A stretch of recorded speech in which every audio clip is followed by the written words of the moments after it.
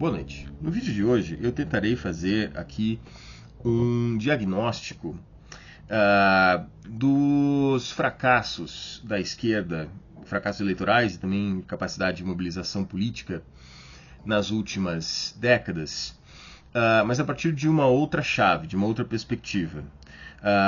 Provavelmente os que me acompanham aqui conhecem a leitura mais tradicional ou marxista, segundo a qual, né, as pautas progressistas perderam espaço em função aí do recrudescimento do neoliberalismo, né, as relações de trabalho cada vez mais precárias, o desaparecimento de partidos, sindicatos representativos dos interesses da classe trabalhadora e tudo mais. Eu acho que esta é uma chave de leitura válida e explica, sim, bastante coisa, né?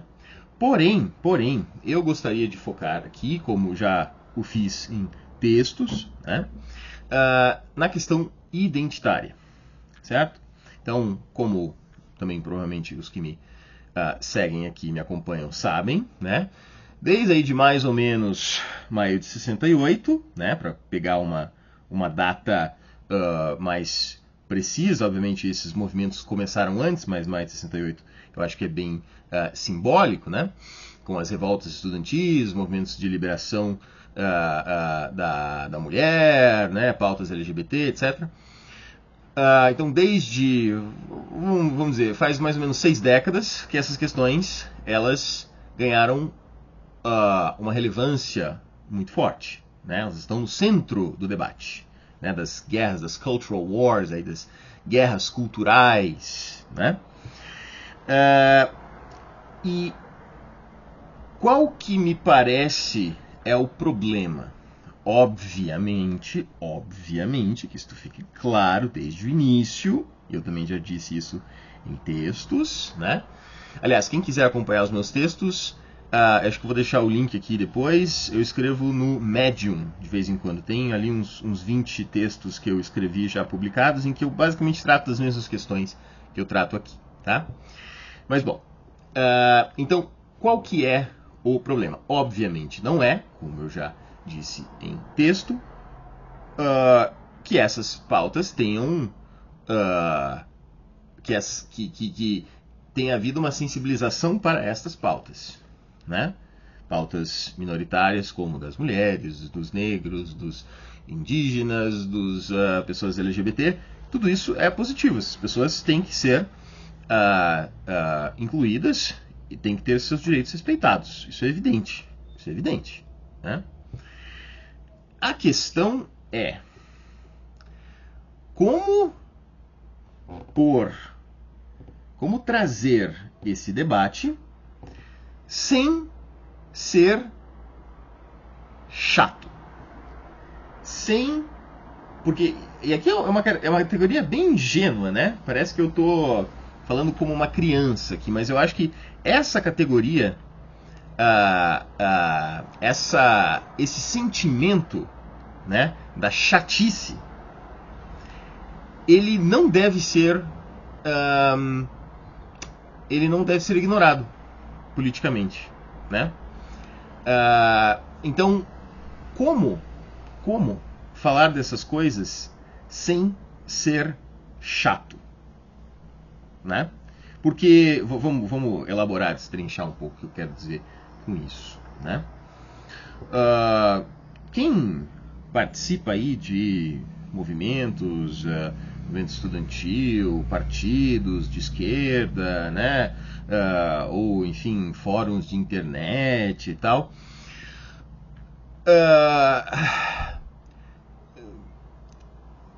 para você fazer parte desta militância supostamente muito radical e transformativa do mundo, você tem que comprar ali um grande pacote, né, de regras sobre o que você pode falar, sobre o que você pode expressar de maneira não verbal, enfim, sobre como você pode se comportar se você quiser ser um aliado dessas lutas. Então, a tendência é a uma digamos, a um policiamento geral do discurso. Você não pode falar isso, não pode falar aquilo, senão você é racista, senão você é machista, senão você é LGBT-fóbico, né? É um policiamento geral do discurso, né? E há uma higienização, né, dos afetos, né, dos sentimentos que, me desculpem, existem em todas as pessoas. Existem em todas as pessoas.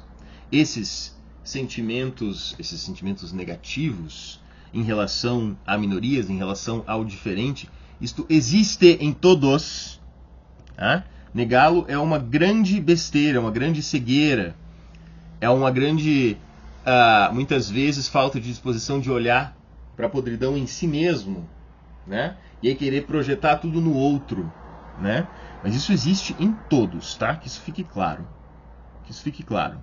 E quem acha que não, dê uma olhadinha, né? Para dentro de si, observe, né? Os seus impulsos aí de raiva, né? No dia a dia você vai perceber que sim, todos nós, né? Temos esses gatilhos que nos, né, incitam a falar, até fazer coisas que, né, obviamente não são legais, assim, e, né, se a gente quiser fazer parte aí desses movimentos, a gente tem que, de novo, né, nos policiar e fazer uma tentativa de auto-higienização, né? Mas, de novo, isso aí nunca desaparece, tá? Isso aí é Freud 101, tá? Bom, então, neste meio militante, né, existe esta grande chatice, né, que se torna um policiamento da linguagem, uma higienização dos afetos, e que acaba gerando o quê? Né? Para as pessoas que realmente fazem esse esforço, levam a sério tudo isso, você vira uma bola de culpa, né?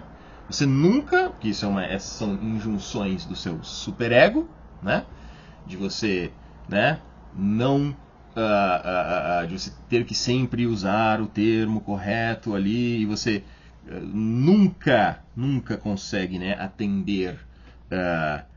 Quanto mais você obedece o seu superego, mais você se sente culpado, né? Então você, quanto mais você tenta ser um bom militante, não falar de errado, mais culpa você sente. Então a tendência é você gerar militantes aí que são pessoas, assim, com graves problemas mentais, né? Mas me parece que a culpa é um elemento muito forte nisso aí, né? São pessoas, assim, que vivem desta culpa, né? Que masoquisticamente, né? Enfim, né? Acabam se tornando aí, de novo, bolas ambulantes de culpa, né? Culpa militante, né? E então isso não funciona, né? Para os pessoas tendencialmente jovens que são militantes, não funciona esse discurso policialesco, higienizador, né? E para as pessoas mais velhas, ou para as pessoas que não fazem parte dessas bolhas, né? A tendência delas é só olhar para isso tudo e dizer, assim, vocês são muito chatos, assim, incrivelmente insuportáveis, e você reforça os estereótipos que elas já têm sobre negros, sobre gays, sobre mulheres, né? Essa tentativa de impor esse discurso, né, higienizar, tal, em alguém que não teve essa experiência de organização política, de movimento estudantil, de sindicato, de partido, etc., que é a massa, que é enorme uma parte das pessoas, esse discurso, né, woke, né, ele funciona. Essas pessoas elas não vão virar essas bolas de culpa militantes, elas vão simplesmente votar no Bolsonaro. Elas vão votar no Trump. É isso que vai acontecer. Né? É isso que acontece efetivamente. Efetivamente. Né? Essas pessoas, elas já tinham seus preconceitos, como de novo, todos temos, não queiram achar que vocês aí militantes são anjinhos que nunca reproduzem opressões, isto é mentira, né? E quanto mais cedo nos confrontarmos com isso e buscarmos elaborar essas questões e encontrar meios de, sem excluir ninguém, né? Lidar com essas nossas os nossos preconceitos que são inelimináveis, né? Mas, voltando, né? Essas pessoas comuns, né? Que têm esses preconceitos, como todos nós, elas, ao ouvir esse discurso woke, ao receber essas injunções de, mas agora, vó, você está sendo racista. Ah, não, mas ali você foi LGBT-fóbica. Ah, mas ali você foi... Mas simplesmente a sua avó, ou enfim, o trabalhador com quem você está conversando, vai falar, moleque, vai catar coquinho na ladeira, vai, né? Me deixa aqui com o meu racismo, me deixa aqui com o meu machismo, me deixa aqui com... Né? Então, assim, de novo, a esquerda, ela é burra e ela é chata. Vocês são muito burros e muito chatos. Muito, né? Nossa, vou me incluir aqui. Já fui essa pessoa também, né?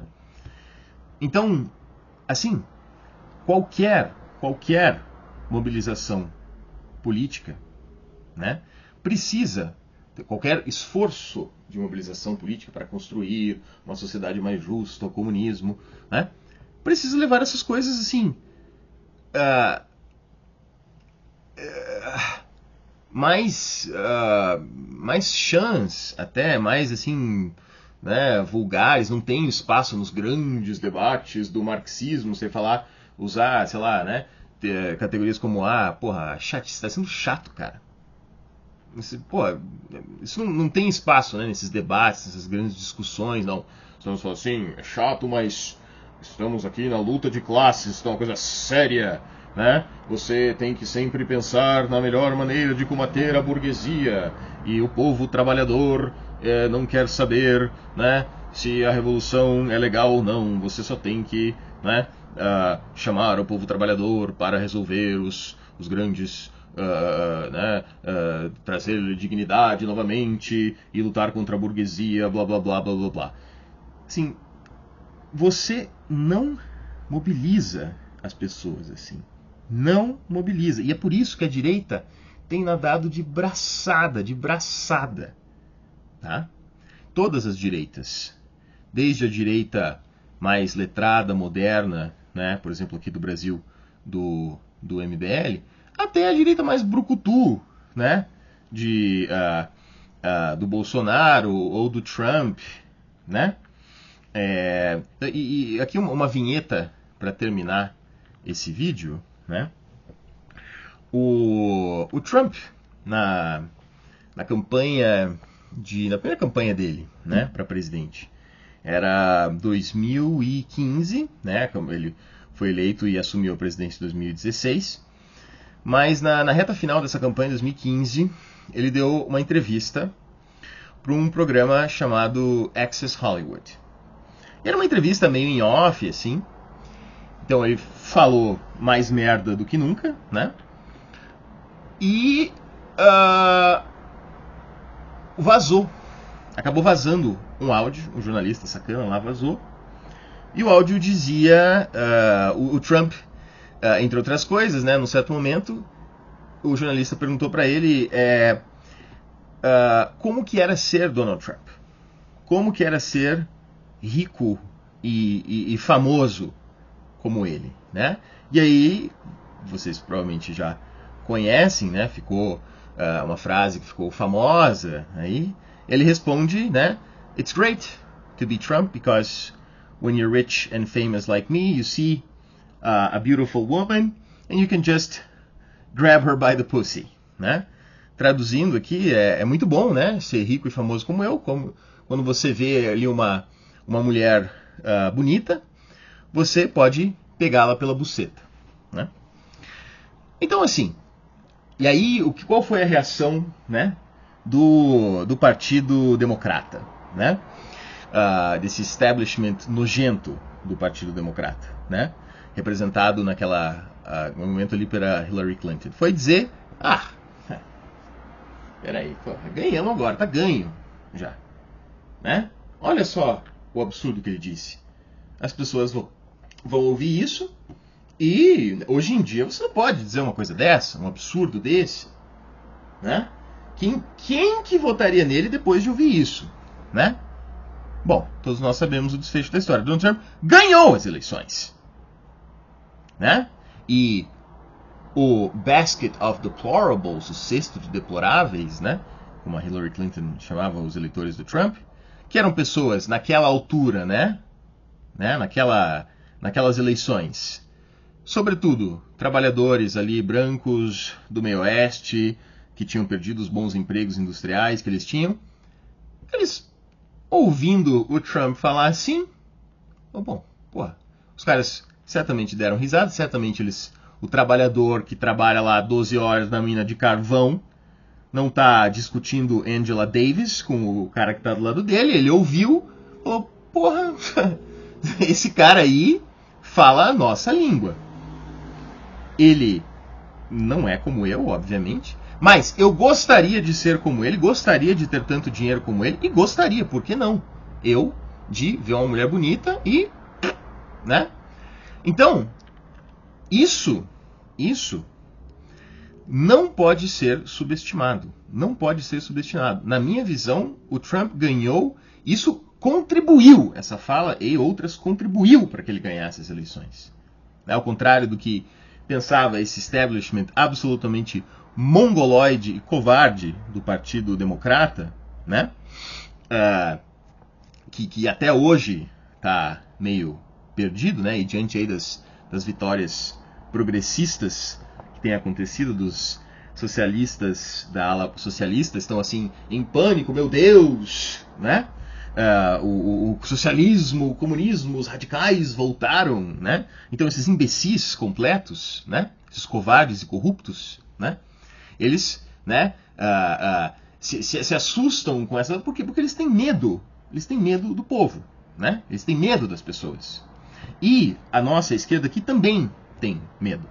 Vocês ficam nesse discursozinho woke, de playboyzinho, de patricinha de apartamento, de militante de DCE de apartamento, né? Que não funciona na vida real. E, de novo, a prova aqui é, para mim, nos últimos tempos, a fala mais emblemática do Galo de luta, que falou que, né, ele não queria fazer parte da esquerda que dá o cu, né? De novo, o Galo de luta, muito provavelmente, se não fosse tão politizado, morasse nos Estados Unidos, muito provavelmente seria um eleitor do Trump. Muito provavelmente. Muito provavelmente. Então, de novo, não adianta focar só em questões econômicas. A política se ganha com uma linguagem que consegue se conectar com a maioria da população. Eu não estou dizendo que a gente tem que simplesmente adotar estas falas grosseiras, machistas, homofóbicas, etc. Não. Mas é preciso reconhecer que existe um elemento aí de gozo, né? Inclusive recomendo a leitura aí de uma obra fundamental do Zizek chamado O Gozo como Fator Político, né? Então existe este elemento de gozo, né? De, você ouviu uma piada e esse cara fala como eu gostei desse cara. Esse tipo, gostei, não é só concordo racionalmente, não, ele é inteligente, vou votar nele. Não é, gostei desse cara. Esse cara é firmeza, né? E o milagre do Trump, né? Para mim a melhor definição do Trump é de um jornalista do New York Times, esqueci o nome dele agora, mas que dizia que o Trump é um blue collar billionaire, né? Blue collar, para quem não sabe, em inglês é o trabalhador fabril, né? Chão de fábrica com um macacão azul, né? Esse é o blue collar worker, né? Então ele é um blue collar billionaire, quer dizer, ele é um bilionário, ele está absolutamente cagando para o povo trabalhador, né? Mas ele fala a língua do povo trabalhador, das pessoas simples, as pessoas se identificam com ele. Apesar de toda a mentirada, apesar de toda a manipulação, apesar de toda a sacanagem que ele faz, e claro, agora, né, os números dele estão tão horríveis, mas durante muito tempo ele conseguiu se conectar com essas pessoas, e tem o núcleo duro, o hardcore, dos apoiadores dele, que ainda estão com ele. Então, como é que uma pessoa absolutamente fodida, que não tem nada a ver com o Trump, ou aqui no Brasil com o Bolsonaro, né, consegue se conectar com figuras como essas? Porque eles falam a língua do povo que a esquerda não fala, porque a esquerda tem medo. Vocês têm medo do povo, vocês têm medo de desagradar os militantes absolutamente insuportáveis e chatos de vocês. Vocês têm medo, né? Vocês querem ficar nos safe spaces de vocês, em que todo mundo sabe o seu pronome, em que ninguém vai te ofender, e aí vocês vão continuar, nós, né, vamos continuar sendo massacrados eleitoralmente, a nossa capacidade de mobilização vai continuar sendo horrível, né, porque vocês têm medo das pessoas, né? Então, isto é fundamental.